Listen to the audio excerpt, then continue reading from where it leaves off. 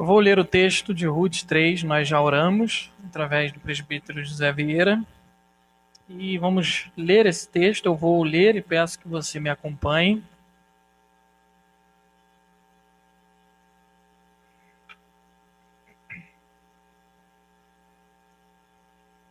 Peço que acompanhe com bastante atenção, para que possamos compreender melhor a palavra de Deus. E diz assim o texto: Disse-lhe Noemi, sua sogra: minha filha, não hei de eu buscar-te um lar para que sejas feliz? Ora, pois, não é Boaz na companhia de cujas servas estiveste, um dos nossos parentes? Eis que esta noite a limpará a cevada na eira. Banha-te e unge-te, e põe os teus melhores vestidos, e desce a eira, porém não te deis a conhecer ao homem, até que tenha acabado de comer e beber. Quando ele repousar, notarás o lugar em que se deita. Então chegarás e lhe descobrirás os pés e te deitarás. Ele te dirá o que deves fazer. Respondeu-lhe Ruth: tudo quanto me disseres, farei. Então foi para a eira e fez conforme tudo quanto sua sogra lhe havia ordenado. Havendo, pois, Boaz comido e bebido, e estando já de coração tanto alegre, veio deitar-se ao pé de um monte de cereais. Então chegou ela de mansinho, e lhe descobriu os pés e se deitou. Sucedeu que pela meia-noite, assustando-se o homem, sentou-se, e eis que uma mulher estava deitada a seus pés. Disse ele: quem és tu? Ela respondeu: sou Ruth, tua serva. Estendes a tua capa sobre a tua serva, porque tu és resgatador. Disse ele: bendita sejas tu do Senhor, minha filha. Melhor fizeste a tua última benevolência que a primeira, pois não foste após jovens, quer pobres, quer ricos. Agora, pois, minha filha, não tenhas receio. Tudo quanto disseste, eu te farei, pois toda a cidade do meu povo sabe que és mulher virtuosa. Ora, é muito verdade que eu sou resgatador, mas ainda outro resgatador há mais chegado do que eu. Fica-te aqui esta noite, e será que pela manhã, se ele te quiser resgatar, bem está, que te resgate. Porém, se não lhe apraz resgatar-te, eu o farei, tão certo como vive o Senhor. Deita-te aqui até amanhã. Ficou-se, pois, deitada a seus pés até pela manhã, e levantou-se antes que pudessem conhecer um ao outro, porque ele disse: não se saiba que veio mulher à eira. Disse mais: dá-me o manto que tens sobre ti e segura-o. Ela o segurou, ele o encheu com 6 medidas de cevada e lhe o pôs às costas. Então entrou ela na cidade. Em chegando à cidade de sua sogra, esta lhe disse: como se te passaram as coisas, minha filha? Ela lhe contou tudo quanto aquele homem lhe fizera. E disse ainda: estas 6 medidas de cevada ele mais deu, e me disse: não voltes para a tua sogra sem nada. Então lhe disse Noemi: espera, minha filha, até que saibas em que darão as coisas, porque aquele homem não descansará enquanto não resolver este caso ainda hoje. Amém. A gente tem visto, não é, várias cenas, vários capítulos dessa história riquíssima aqui dessa família de Elimeleque, e agora com Noemi, com Ruth e Boaz entrando na história também. A gente viu como que aqui nessa bela história a gente vê até o final, onde a gente vai chegar lá no próximo domingo, provavelmente, a preservação da aliança de Deus com o seu povo, onde inicia lá no capítulo 1, como a gente viu, com uma atitude não muito boa lá de Elimeleque, indo com a sua família para fora da terra prometida, fugindo da fome, fugindo de uma disciplina do Senhor na terra de Israel, e ele vai para uma terra estrangeira, uma terra inimiga, uma terra que havia negado pão para o próprio povo de Israel um tempo atrás, e eles vão para lá. E lá Elimeleque morre, lá os 2 filhos morrem, e fica Noemi, viúva, né, e sem filhos ali também. E Noemi, profundamente amargurada com a vida, amargurada com Deus, né, ela volta dessa maneira para Israel após perceber que Deus visita o seu povo graciosamente, trazendo alimento de novo para o seu povo, não é? Provavelmente o povo se volta para o Senhor num daqueles momentos de juízes onde o povo cai, depois se volta, cai, se volta, né? E Noemi ela volta para lá também, mas com muita amargura no seu coração. Ela culpa a Deus, como a gente vê, não é que Deus ele pesou a mão sobre ela, trouxe esse sofrimento, que ela saiu de lá cheia, ela voltou vazia, sem ninguém, ela não percebe nem Ruth do lado dela, está completamente amargurada, não é? Mas ela volta ali com uma estrangeira, com uma moabita, com Ruth, como a gente viu ali no meio do capítulo 1 e no capítulo 2, não é? Como constantemente o texto vai chamar Ruth de moabita e deixar bem claro isso para nós, que ela é uma moabita, que ela é uma estrangeira dentro do povo de Israel. E é uma moabita que a gente percebeu até aqui, mais devoção, mais temor a Deus do que a própria israelita Noemi. É verdade? Uma moabita que não murmurou contra Deus, mesmo tendo perdido o marido, mesmo tendo abandonado tudo, deixado tudo para trás, os pais, a sua terra, os seus deuses que ela tinha lá e adorava lá em Moabe, ela abandona tudo e volta para buscar refúgio nas asas do Senhor, sem murmuração, sem amargura, mas com muita bondade, com muita graça para com a sua sogra amargurada. E vimos até aqui como que Deus conduziu toda essa história, né? Até esse capítulo 2, e iniciando aqui, a gente vai ver também nesse capítulo 3, né? Como Deus ele conduziu Ruth, né, a moabita, até Israel. Como que Deus conduziu a Ruth para entrar nas terras do seu resgatador, de Boaz. A gente viu como que Deus tem cuidado e trabalhado em meio, e muitas vezes, aos pecados, às escolhas erradas do seu próprio povo. E Deus conduz aqui toda essa história, como a gente viu, né? E a gente viu como que ela é recebida muito bem por Boaz, e a gente vai aprofundar isso um pouco mais hoje, como que Boaz teve muita empatia, a gente viu lá no capítulo 2, não é, com Ruth, como que ele provê alimento para Ruth, como ele provê segurança para Ruth, como ele provê consolo para o coração de Ruth também, né? E Ruth fica lá, não é, como indicação do próprio Boaz, até o final da colheita, para que ela não corra perigo, e assim ela fez, e ela ficou lá com as servas de Boaz até o fim da colheita, até colhendo lá e trabalhando, né, buscando alimento para ela e para a sua sogra também. E o trabalho de colheita, normalmente, em média, durava aí por volta de 7 semanas, ou seja, quase 2 meses, e ela fica lá esse tempo, né? E provavelmente aqui a gente começa a entrar no capítulo 3 e perceber que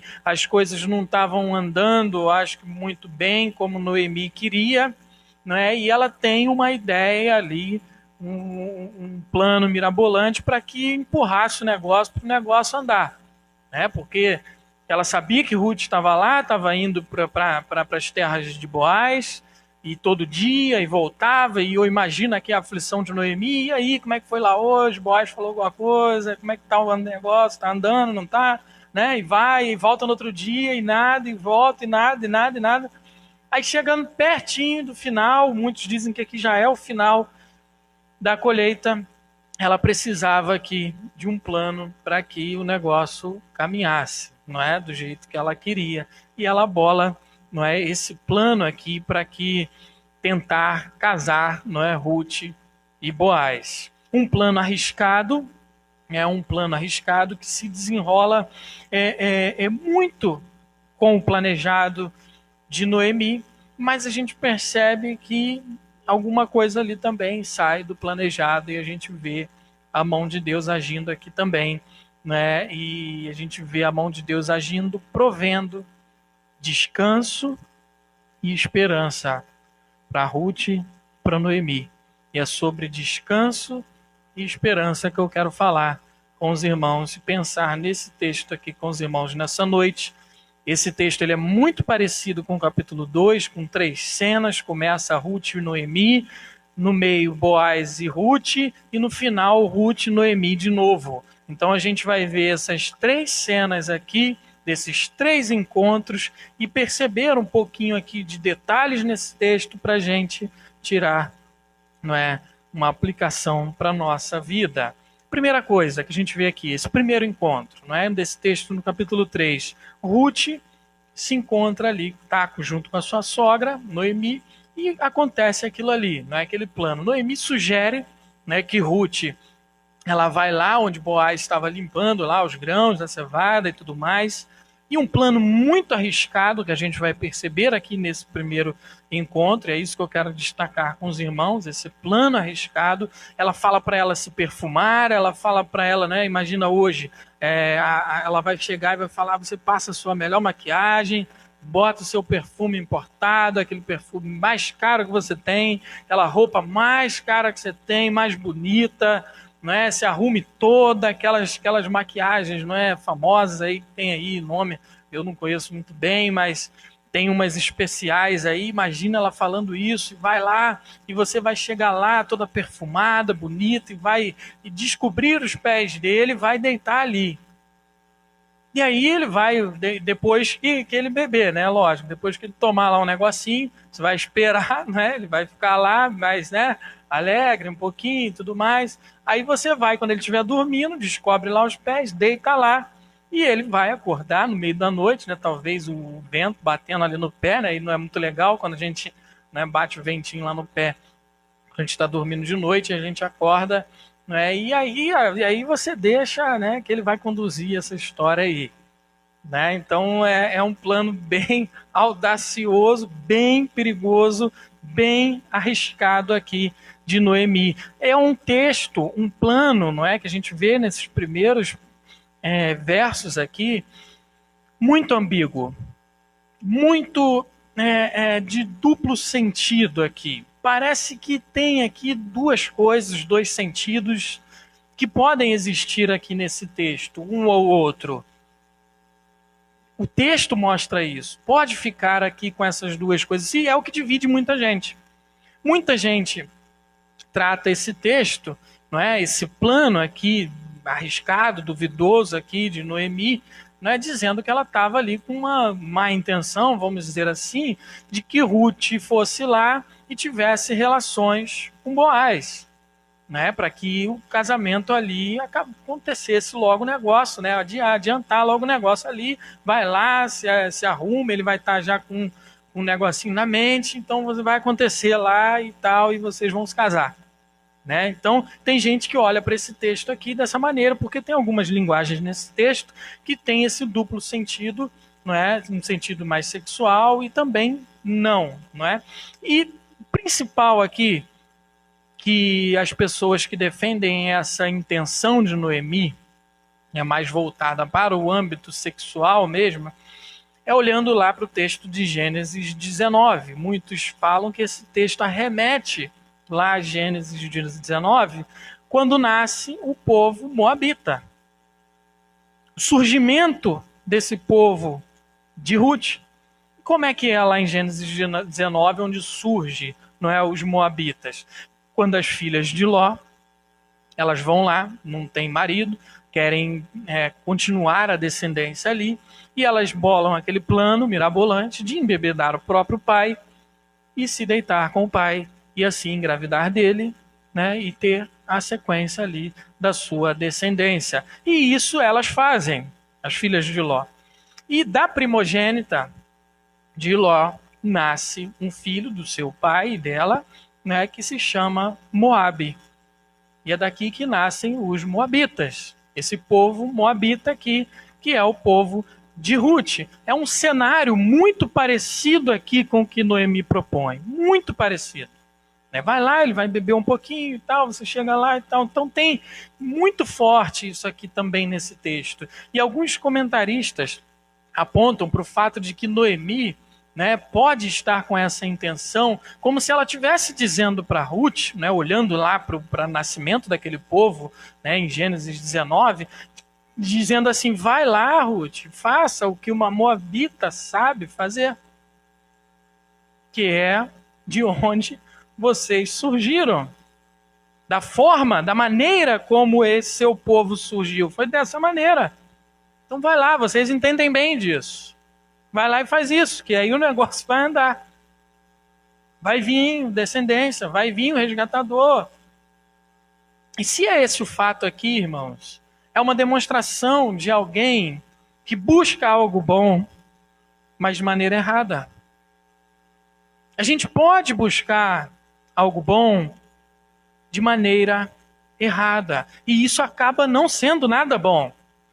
Porque ela estaria tentando aqui manipular pessoas para alcançar seu objetivo, não confiando no Senhor.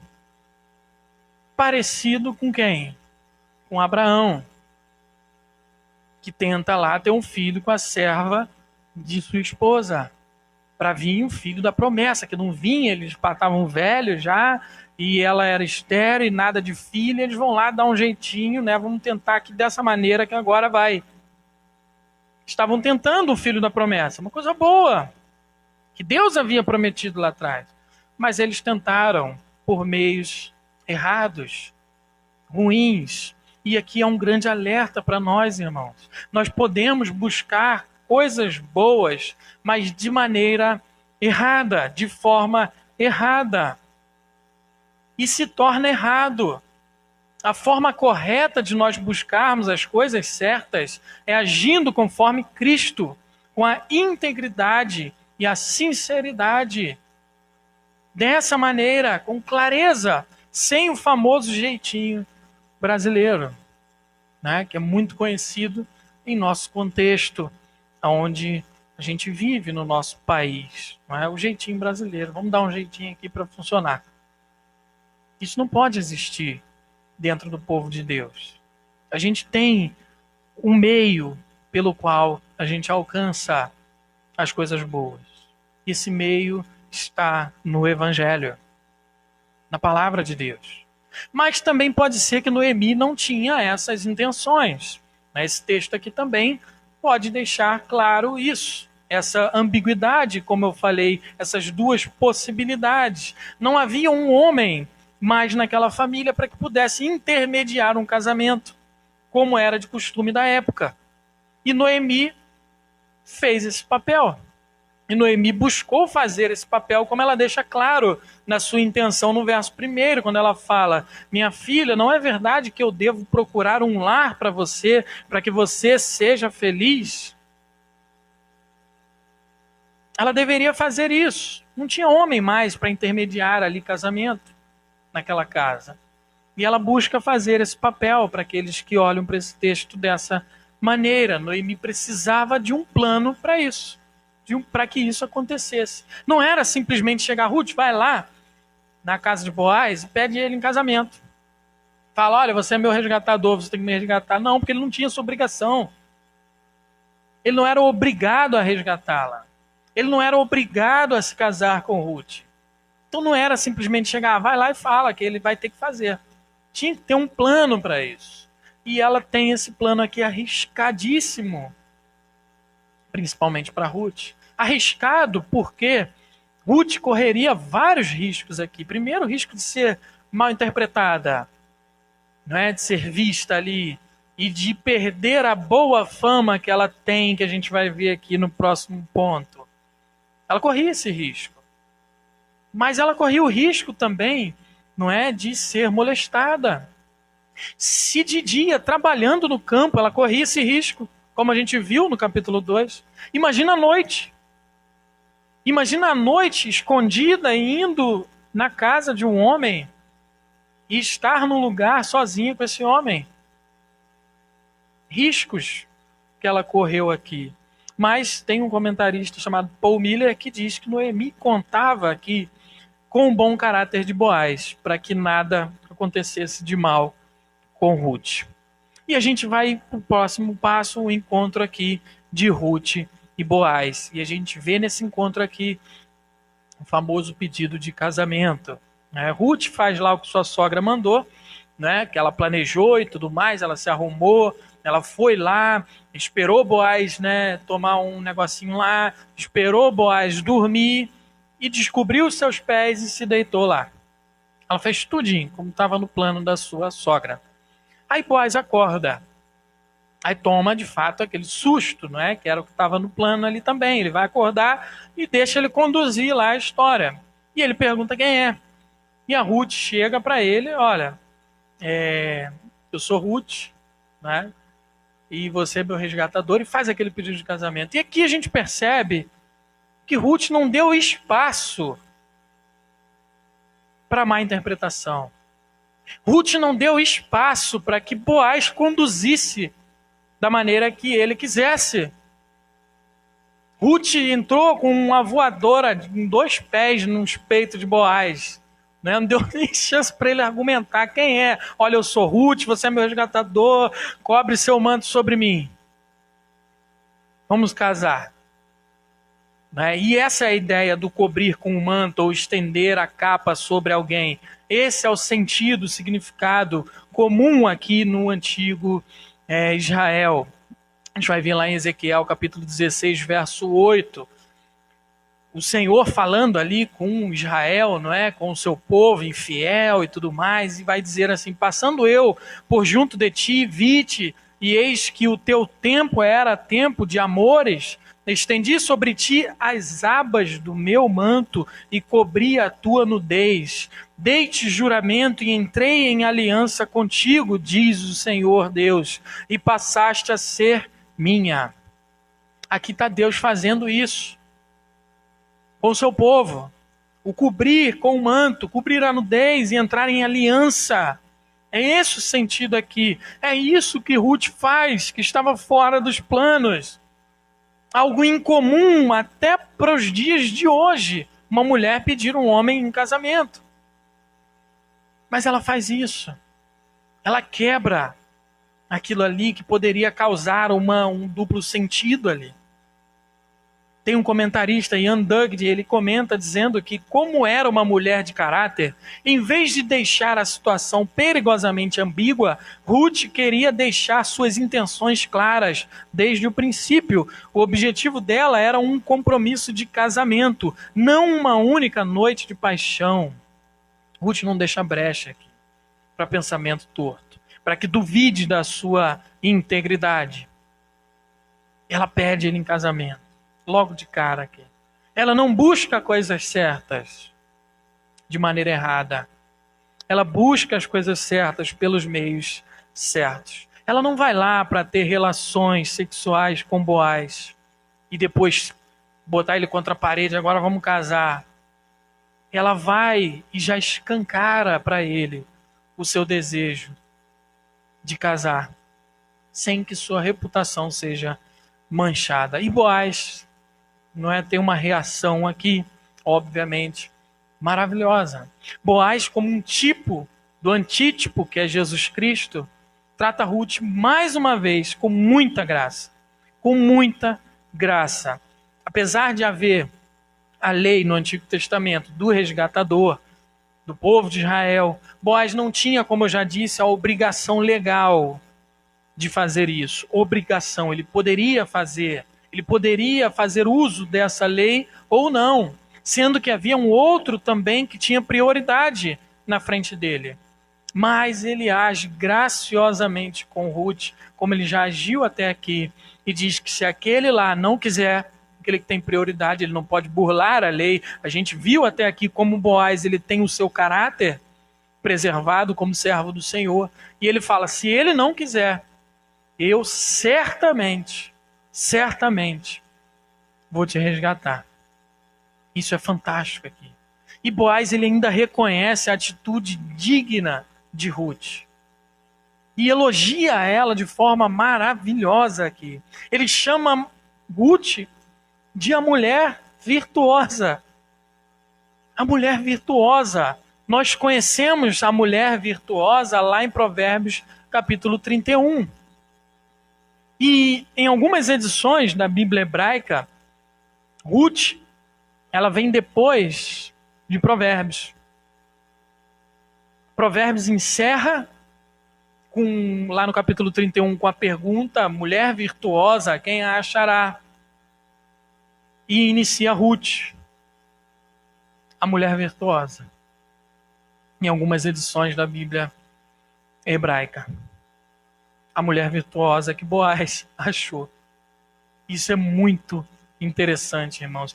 E tem o fato de que, nesse tempo aqui, o tempo dos juízes, em que eles viviam, Provérbios ainda não existia.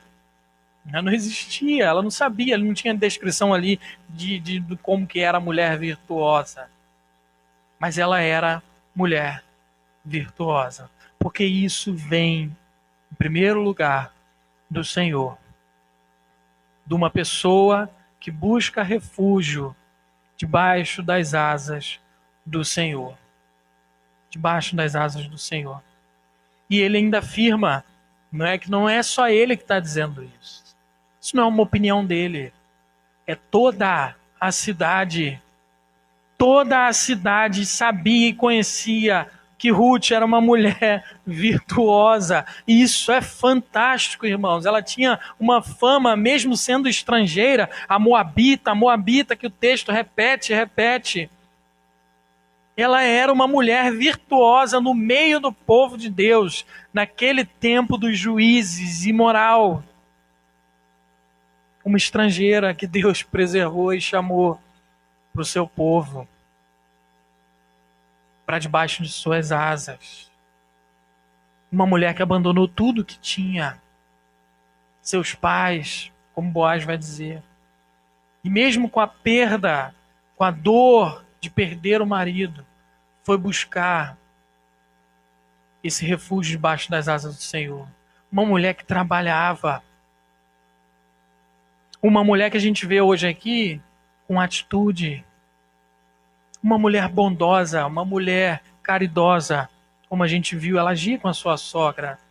E toda a cidade sabia disso. Ruth encontrou descanso aqui. Descanso em Boaz.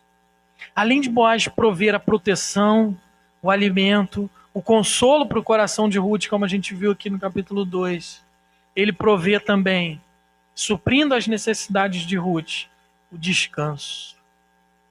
Ela encontrou alguém que a resgataria.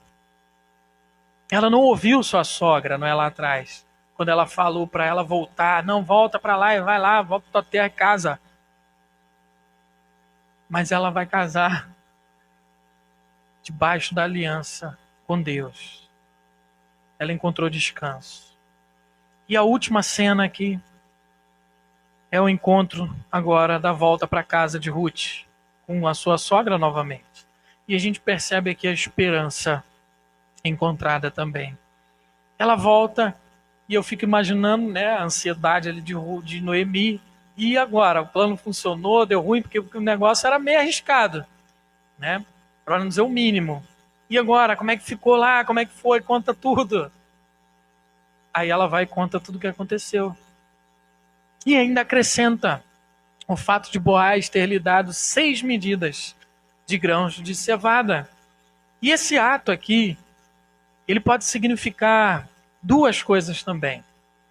A primeira, não é, um comentarista, Robert Hubbard, diz que o grão provavelmente representava o pagamento de uma entrada, assegurando um final decisivo ao segundo vazio. Assim, o cereal assegurou a Noemi que Ruth logo se casaria, e isso, por sua vez, tornaria possível o nascimento de um herdeiro. Ou seja, como se Boaz estivesse mostrando para Noemi que ele vai dar a semente. Tem esse sentido aqui. A segunda coisa está relacionada ao número das medidas da cevada, 6. Alguns apontam, né, um simbolismo para o número 6. Por que 6 medidas? Por que não 7? Por que não 5? E Ian Dugd também afirma que no simbolismo bíblico o número 6 às vezes significa incompletude, enquanto 7 significa completude. Tanto é que o mundo foi criado em seus dias, mas ele estava em 6 dias, mas ele estava incompleto sem o 7º dia, o sábado. Diante disso, Dugd ele vai afirmar que isso pode significar que essa atitude generosa aqui de Boaz em fornecer o alimento é uma atitude que ele está demonstrando que é incompleta ainda.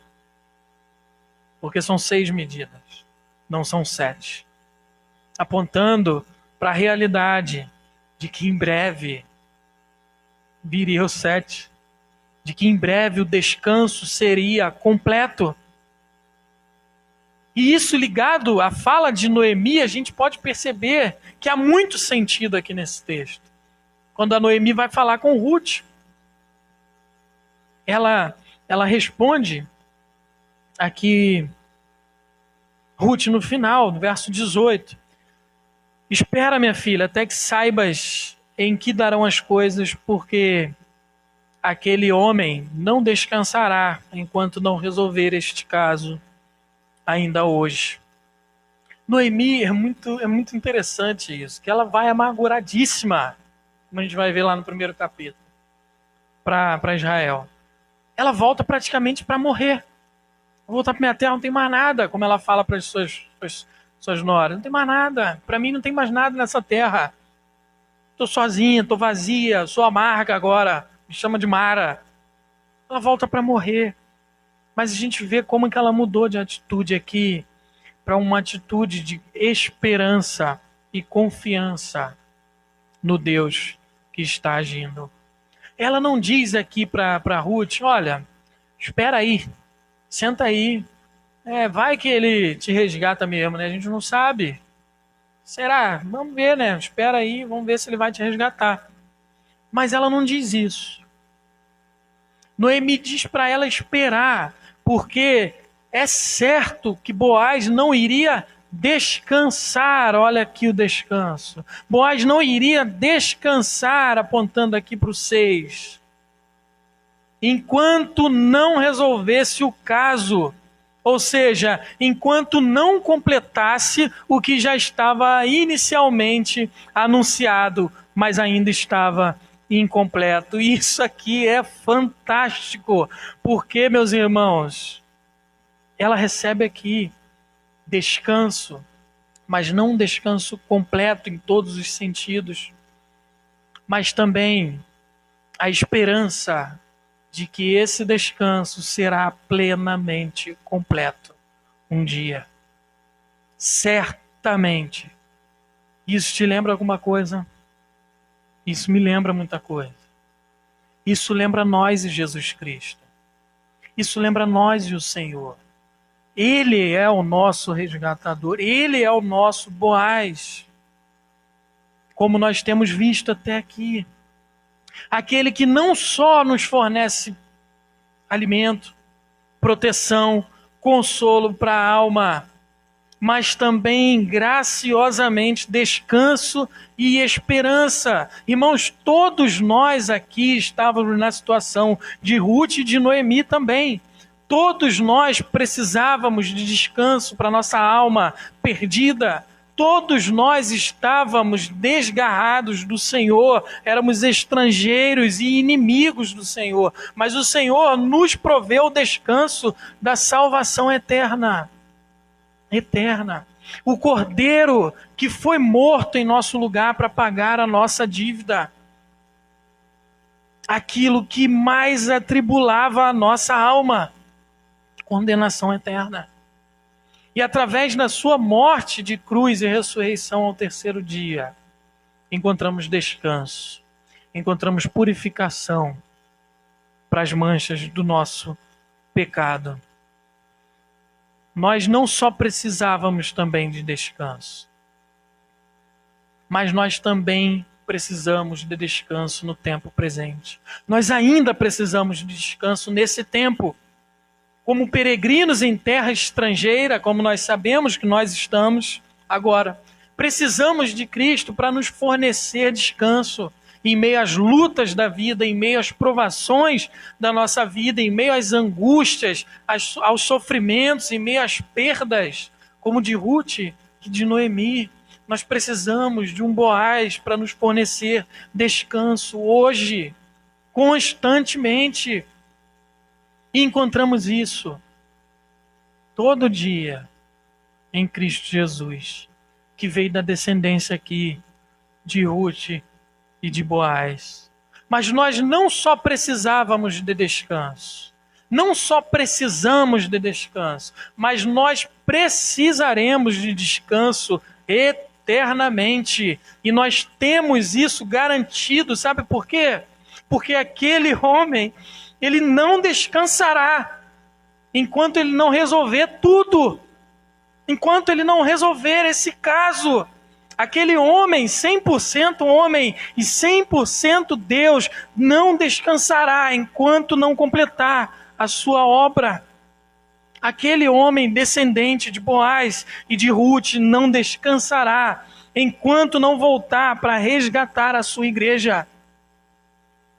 Jamais ele vai descansar enquanto isso não acontecer. E digo isso para você essa noite, que está angustiado, aflito, precisando de descanso.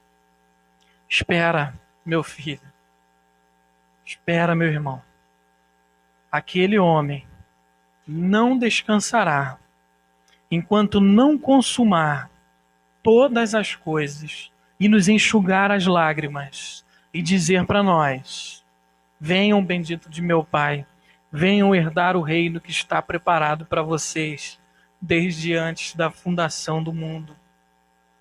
Terra que mana leite e mel, terra que não haverá luto, nem choro e nem dor, mas descanso completo na presença física do nosso Senhor Jesus Cristo. Descanse nisso. Tenha esperança nisso.